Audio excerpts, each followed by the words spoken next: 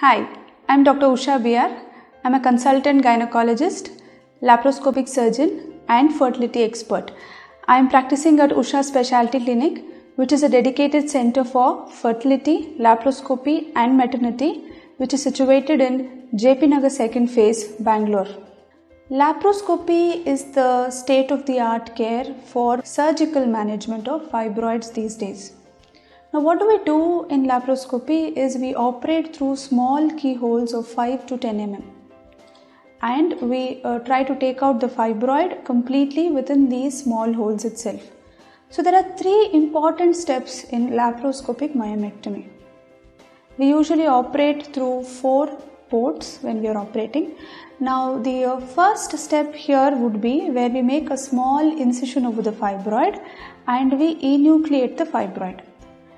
As in, we try to take out the fibroid excluding the capsule. So when we are doing so, there can be a lot of bleeding. So we try to reduce that by giving vasopressin injection prior to the incision, and then we try to take out the entire fibroid in toto. Now the second step involved would be suturing. Endosuturing involves a lot of skill with respect to the laparoscopic surgeon, but in good hands it can be sutured very well in 2 to 3 layers involving baseball sutures and will usually achieve good hemostasis and good approximation of the myometrium.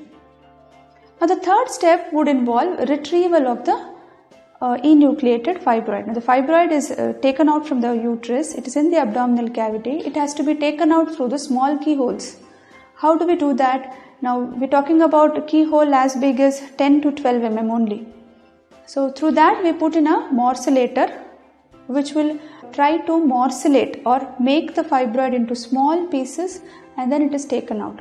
So we usually do endobag morcellation when the fibroids are very big, because there was a small fear of the fibroids being cancerous, and if there is a piece left behind then it can cause dissemination or spread of cancer and all that.